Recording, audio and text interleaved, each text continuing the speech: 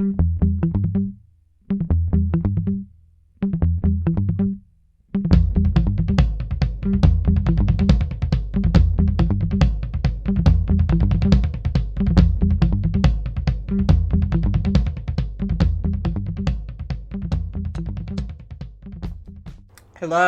welcome to TSC Talks, the source cannabinoids inspired by the condition tuberous sclerosis complex.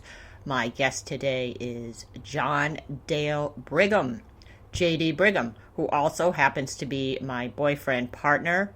Amazing individual, came on Facebook Live, note that, to talk about our relationship, challenges with coming into a relationship with a woman that had 4 children, 3 affected by tuberous sclerosis complex, having his own work stability issues, location moving issues, and coming together and making things work. I cannot say enough about this guy, obviously. He ain't perfect, but he's pretty cool, and he was willing to talk about what we did together. Well, I talked a lot, but together to help these kids, and they are a lot better off for knowing him, as am I, and we're all awesome, and so are you. So I hope that this is helpful and interesting, and thank you, JD. I love you. I also want to add, John is from northern Vermont. Newport, Vermont, is a programmer. He's in healthcare IT, working for, I'm not sure I can say that, so I'm going to say he's working. Anyways, take it away, JD. Hi, welcome to our discussion on relationships. Thanks for tuning in. My name's Jill Woodworth, and I'm the host of TSC Talks, and I'm here with my partner, boyfriend, John Brigham. And he said he wasn't nervous, but I'm looking at the camera, and he looks really nervous, so I'm going to have to go easy on him, I guess. So I asked him to be on the podcast to talk about challenges in relationships. He moved in with me a few years ago, and I have 4 children. One actually moved out during the time that he moved in, and just moving in with kids that had some really unique, not unique, but some challenging behaviors, and a situation that I was immersed in and couldn't see objectively. And so there was just a lot of variables in our relationship from the very beginning. And I just thought that I'd like to hear his impressions coming in from the outside and being really awesome. He's just a really awesome, laid-back guy from northern Vermont. He's a programmer, and he is in healthcare IT, and he worked at a school of behaviorally challenged young men in the time that he was looking for a job programming. This job was probably like one of the most intense type of interactive, I don't know, you can talk about it. But anyways, I'm going to let John talk. So why don't you tell me a little bit about yourself? Where are you from? Where am I from? Northern Vermont originally. I think probably one of the biggest helpers for living it here is I grew up in a big house with a lot of action and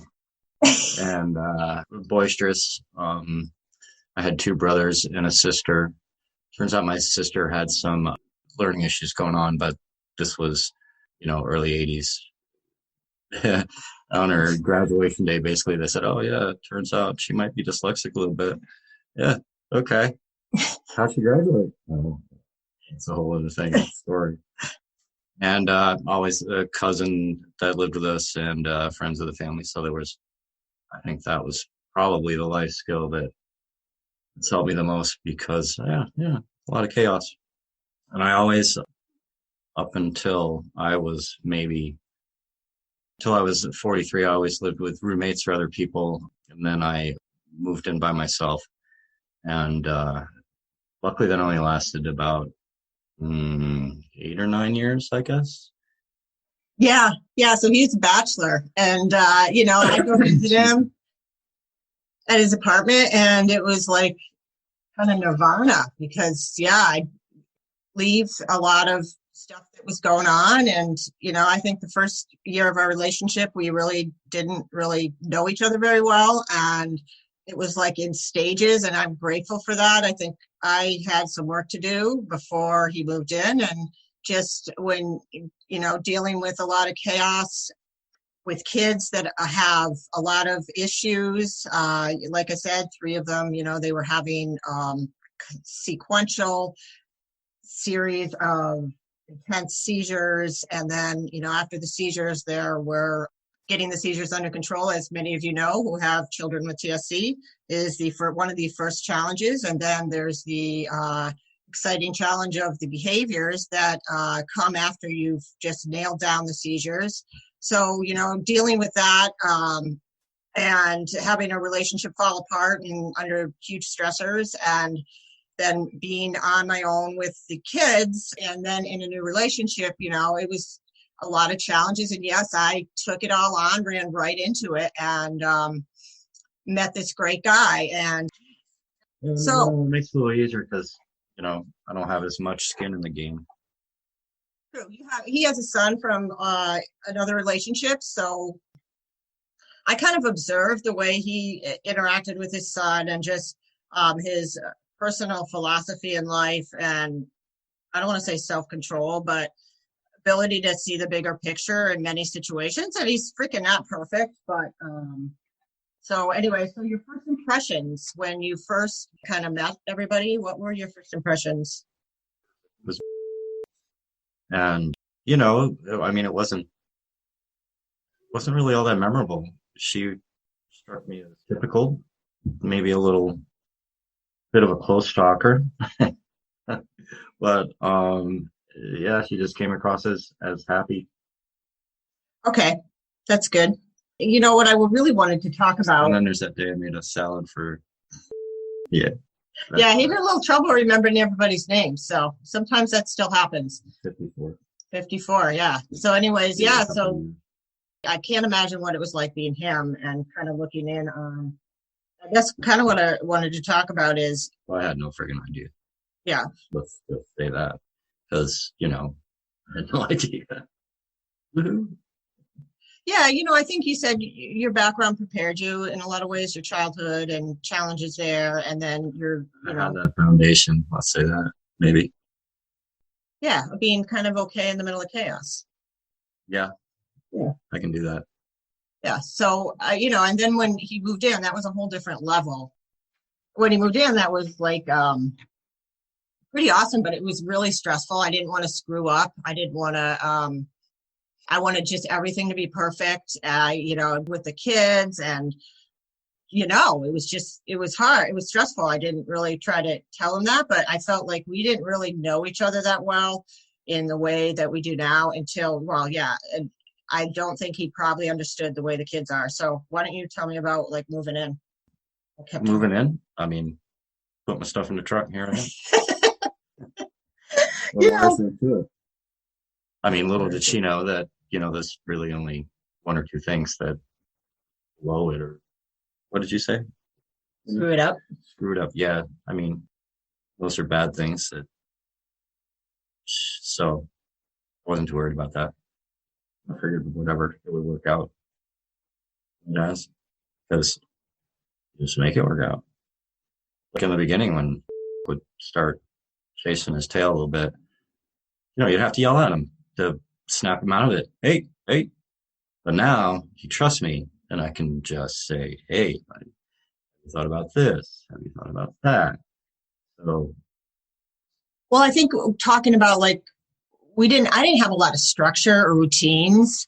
It was really just filling the prescriptions and calling the doctors and doing, the things that I needed to do. And I didn't have, I sent him over to the convenience store to get candy. And, I wasn't the mom of the year, but they were alive and they were meeting their appointments. So anyways, we needed a lot, there was a lot of structure, like sitting down to dinner. And I guess that's an eye opener too, is by yourself. That's a lot of work. Just, making sure they don't burn the house down.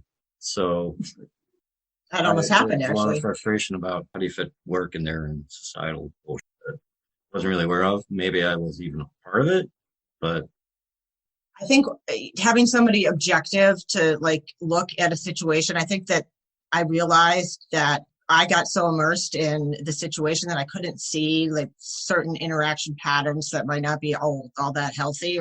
and teasing that apart, like watching whatever label you want to call it. But anyways, how did we kind of started to break that down, having more routines and structure, like what you had, like a because I mean, from a practical point of view, take laundry for instance. One person can't do 5 people's laundry and everything else. I mean, you can call that whatever you want, but it's just spreading the load so that no one person has to, take it.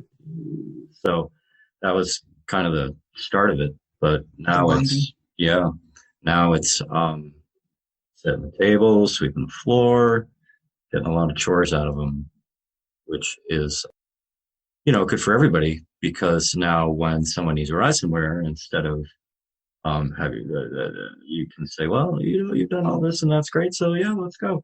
And that reminds me, I was thinking, because every time they have popcorn, right, they get all over the place and nobody cleaned it up. They've turned that around to the degree where I think it's time we can have popcorn now, because if they do make a mess of. Yeah, and it really sounds, I think it sounds kind of boring, probably, like what you're talking about, because, well, no, not that, just like it was so crazy. And I remember my son struggled with behavior for a while, and poor kid. That's true. If you'd asked him when I first moved in, when you asked him, that's funny. Probably a 75% chance he would get and walk away. Or have an outburst. And before that, it was physical. Yeah. That's only 75%. And then 25% that he would just walk away. But now, and I don't know if it's the structure, I don't know. I'm not a mental health professional. Well, I think it was a lot of things, but I think there was a certain element of having that stability, and that the routines, and could just like catch your breath and whatnot. And granted, the seizure issue has been something in the background. God bless, that young young girl, Charlotte Figge, died, and one of the inspiring stories around the CBD movement and cannabis. But I was just saying that with the seizures, I think that we did have pretty good seizure control.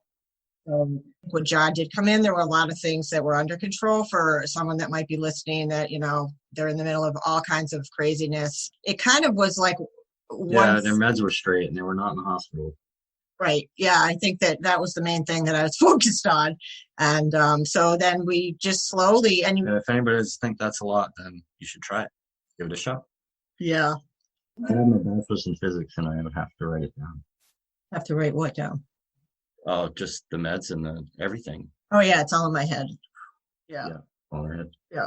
There's that, which was interesting because, as they've gotten older and I've taken there's been like this, like I had to slow down. And I think when he first moved in and he didn't have a job, and I was kind of in a place where I was putting a resume together and whatnot. And so we were together a lot, and life slowed way down for me. And that was the first time, and I think probably my entire life, that I really sat on the couch for long periods of time and elevated and really, The Walking Dead. And, I think there was a lot of stress, but there was also just that helped me just like see what was going on and kind of assess the situation myself.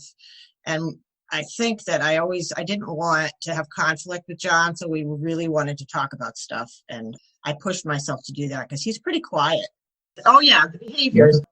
The behavioral therapy, I guess, like to get, Mary Ellen struggles on the autism spectrum, and gosh, God love her. I can't say enough about her. She's an amazing, amazing individual. And anyways, but making things work in our galaxy, which I am not from either, is really something. Mary Ellen taught me that sometimes you just can't help it.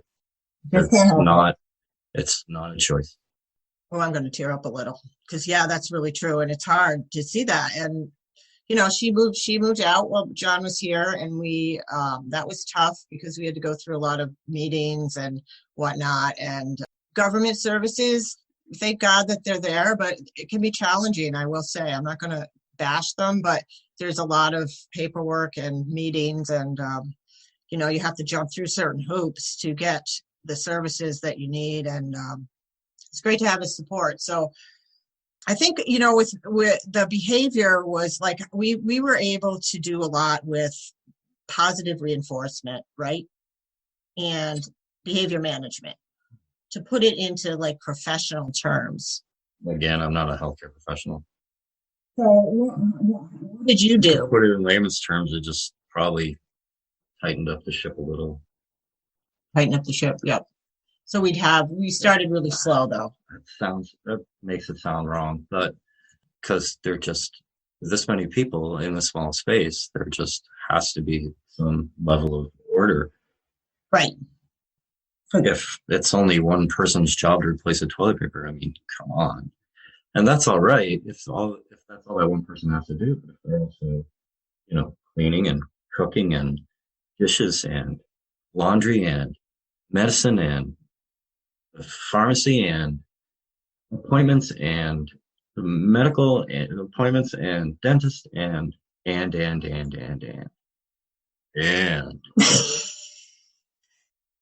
nice to have someone else around just to make coffee. Like Jill says, it just tastes better when someone else does it. Yeah, so we made them do shit. I think we really pushed them, and I saw them kick and fight and scream. And sometimes I would want to like pull that, it's like looking at their, all the paperwork that we moms have, the IEPs and these reports that say processing issues and all that like really are intense, and there's a lot of really important stuff. But then, practically speaking, is it because of a processing issue, or is she just being, what is it? What is holding her back from being able to get this? And stepping aside from all the stuff I knew about process and letting John do what was natural kind of in correcting and, and we make it sound really like beautiful here, but I learned it from watching my father. So. Okay. So yeah, I mean, it was just, and, I think I grew up with parents that we had some structure, but not like, it was we moved a lot and, always kind of catching up and whatnot. So I didn't have a lot to teach them. I didn't have a good idea of how to implement a lot of things. And anyways, actually, we did have structure. And yeah. So Mom, if you're watching, you're like the best mom ever. I mean that. Anyways.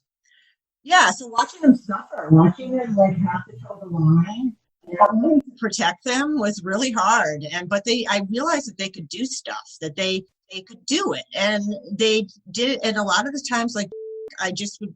Sometimes, it's like the giant a-hole thing. Like I had to look at him instead of that little boy that I watched have status seizures and almost die, and then attack his family and all these things in my head. The whole person.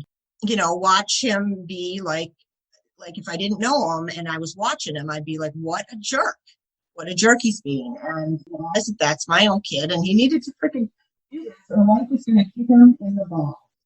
So, comment on that. Yeah, he's come a long way.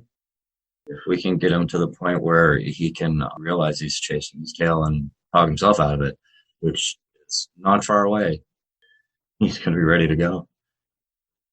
Emotionally, and at least. Yeah. So it's playing catch up. When it comes to the self-regulation point of view.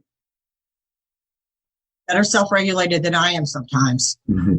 And I see him, like he'll go out for a walk, and like I am imagining he's going to come back, and we're going to have to go through this whole thing.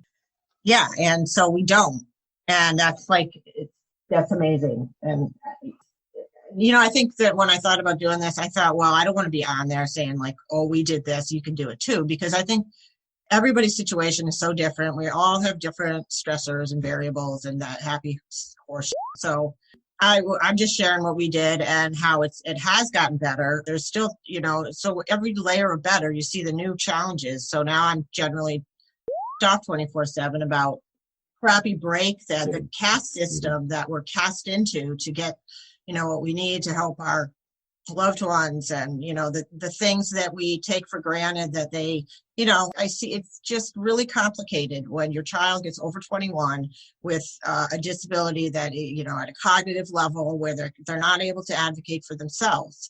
It's like a whole new, and relationships.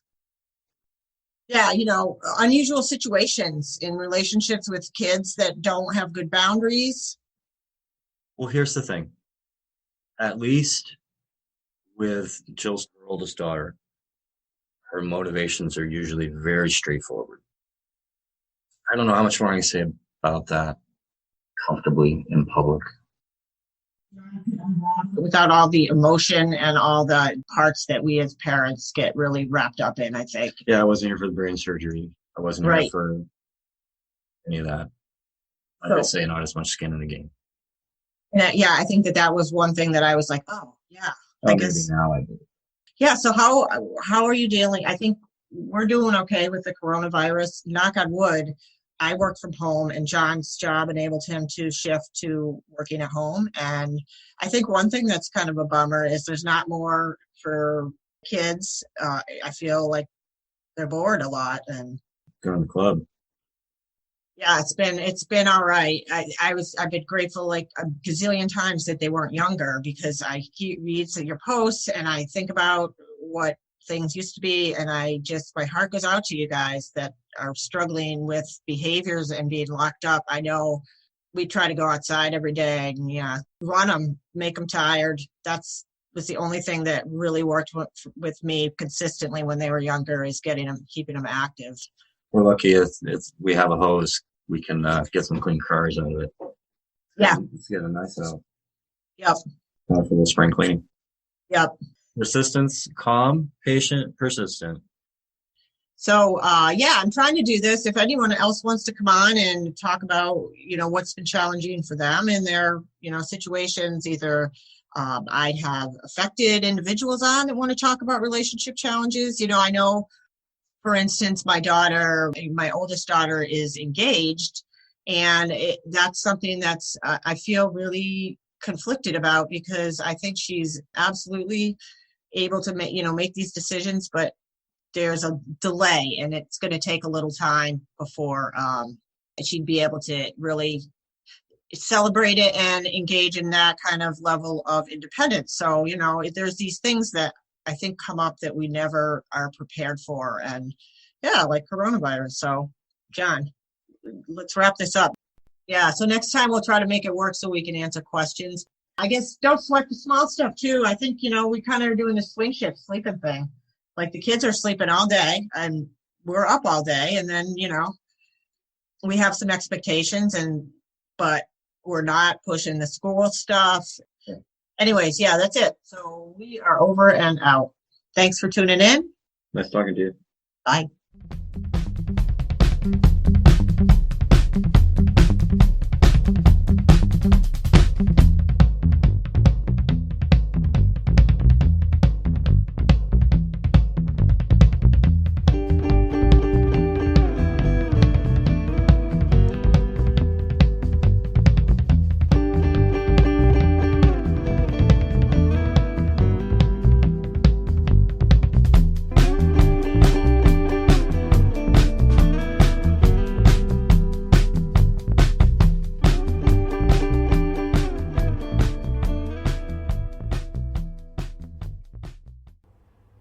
Hey, if you're still listening, a few thoughts and announcements. Check out our website at www.tsctalks.com. We are on Facebook, TSC Talks.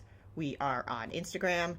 Guess what? TSC Talks. We are on LinkedIn, TSC Talks, and YouTube. We are also now on TikTok, embarrassingly enough. And we are on Twitter, of course, at talks_TSC. I think that's it. Anyways, we're all over the place. Please get in touch with us. If you're interested in purchasing, advertising, sponsorship on our podcast, reach out to us on Facebook Messenger, our email, pjlacey6@gmail.com. Keep tuning in. We've got lots of great guests on the way. Up next on 420 is our continual supporter and frequent guest, honorary team member Mike Robinson, to talk about Charlotte Figge. So look forward to that.